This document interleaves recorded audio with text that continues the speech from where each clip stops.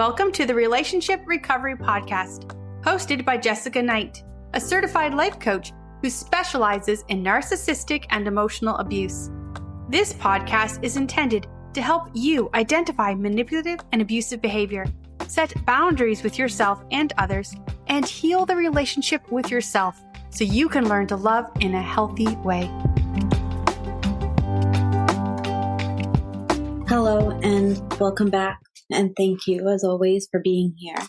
I wanted to start out with a few quick reminders before we dive in today to a topic that I've actually been thinking about a lot recently.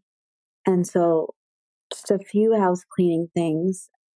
I am so grateful that people find this podcast and that it is helpful and it is healing and it is opening up neural pathways for you that you're able to understand your relationships better and really validate for yourself that you're not crazy. It's not you.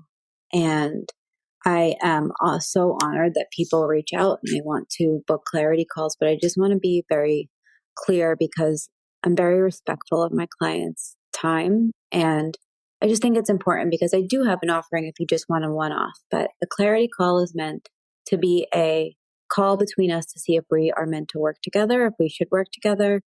I try and learn as much as I can about what you're going through. Obviously, I totally understand that there's a lot of things that we won't talk about in a quick half an hour, but that's what that call is for. It's what's going on, can I help?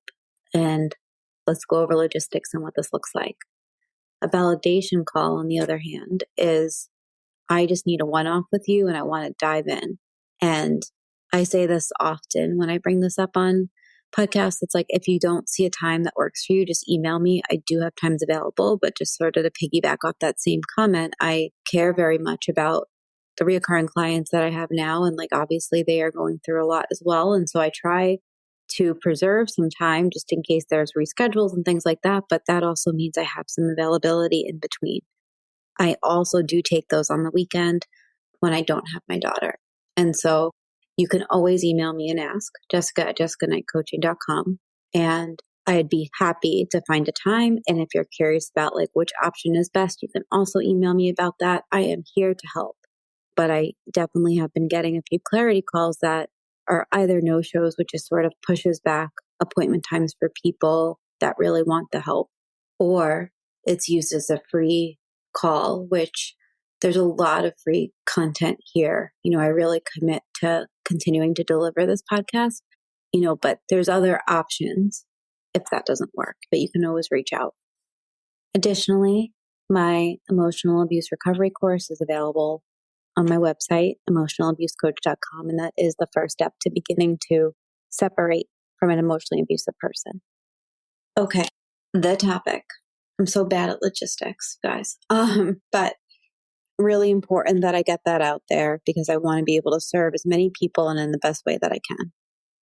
Today's topic is a topic that has been coming up in my life, but it's also been coming up in the lives of my clients, which is usually pretty aligned. And I was down a Reddit rabbit hole, and it reminded me of something that I learned many years ago called the teddy bear effect. And so we often wonder how the other person could possibly see us the way they do or accept us in a certain way or have expectations for us. And when we are with a controlling person, nothing makes sense.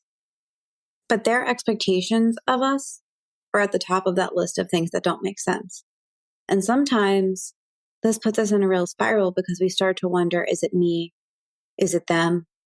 We might vent to somebody and they might say, oh, my husband does that, or my boyfriend does that. Or we might second guess ourselves, Google behaviors, bring this to therapy, feel like it's us. And I don't want you to have to do that. And I think that a lot of times, we wonder if it is us because you are an empathetic, compassionate person. And likely if you're hurting someone and they're telling you that, you're going to want to look at your behavior.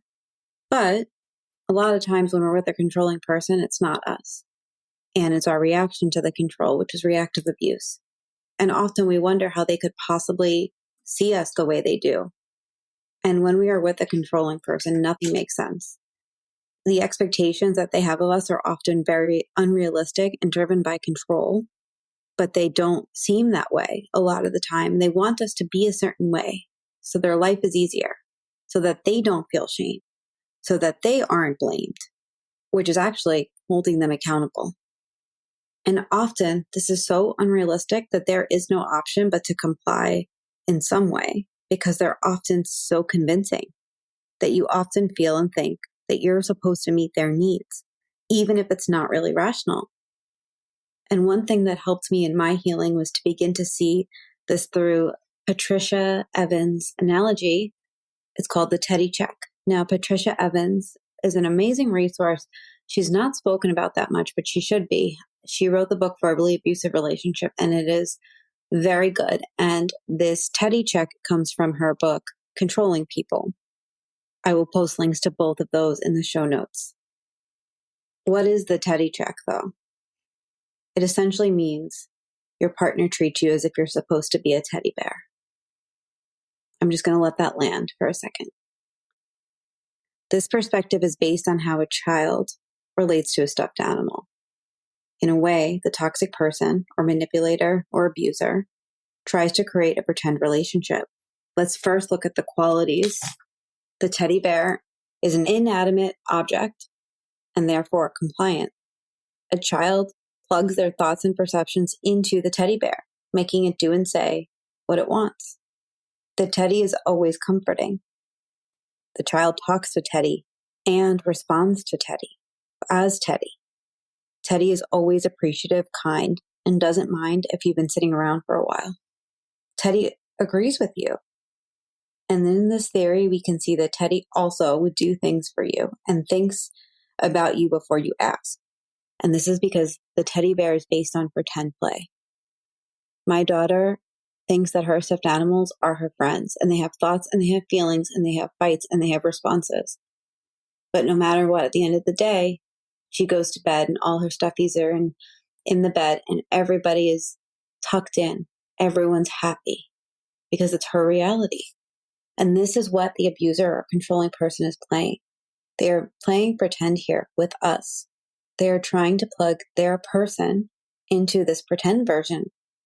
And if we follow this narrative, when the non-abusive or authentic person speaks up, the adult may think something like, sometimes Teddy talks about stuff, but doesn't have anything to do with you, so just nod and agree, no matter what the tone is. And the same goes in vice versa. You're supposed to just nod and agree. So when we talk, when we express things, they don't take us seriously. When it's the other way, they just nod. They act agreeable or not. Teddy doesn't get upset with you. Imagine if it did. Say Teddy was upset by something, right? How could that be? The abuser would then deliver their usual response, mixed with diverting and countering that would silence Teddy. Teddy would likely stay silent for a few days and everything would go back to normal. And he probably would just look at Teddy and say, well, Teddy is malfunctioning, right? That's the excuse. Well, it must have been a defect. And now we move on. And this works for the manipulator because we learn from the love bombing stage that they don't see us as us. They don't see us as a person. And we don't see them either. We see the absolute best in them. We believe that that is them. And during this time, they not only see an irrational version of us, but we see a pretend version of them too. And they are attracted to us insofar as we maintain their false reality. This is something that I had to learn and ingrain in my bones because I was in so many relationships that would get to a point that I'd be like, that's not me. What are you doing? What are you saying? It's because they have a version of us that they've created, which creates a false reality. And the problem is that this isn't grounded in reality. They do not accept the ways in which they are not the dream man or woman and the ways in which that we are full people with thoughts, feelings, emotions, jobs, kids, injuries, ailments, whatever. They hold us to standards that we don't even understand because we never probably agreed to it. We probably never said like, oh yeah, no, you're right. I am happy all the time. Or, you know what? There are literally no problems in my life. I always want to look my best. Like the standards they have for us usually are so unrealistic we clearly didn't create them. And I've had people in my life tell me, you don't know how to live a stress-free life, in which I responded, aren't you a single parent too? Or that we should be able to talk whenever they want. That's one from a client actually. And when they take away our ability to sleep, to process, to breathe, because they need to talk when they want, that's abuse. It's not stonewalling to say, I need a break from this conversation. I need to go to sleep. Let's find a time. It is abuse to say the time is now and you are not going to sleep until I feel better. Here's an example how somebody might pull that teddy check on you. And again, the teddy check is really to make sure that you are still the version that they want you to be. Taking into account the cycle of abuse, we know that after there's an incident, it usually returns to the calm stage. So the controller now checks up on the victim to make sure things are status quo.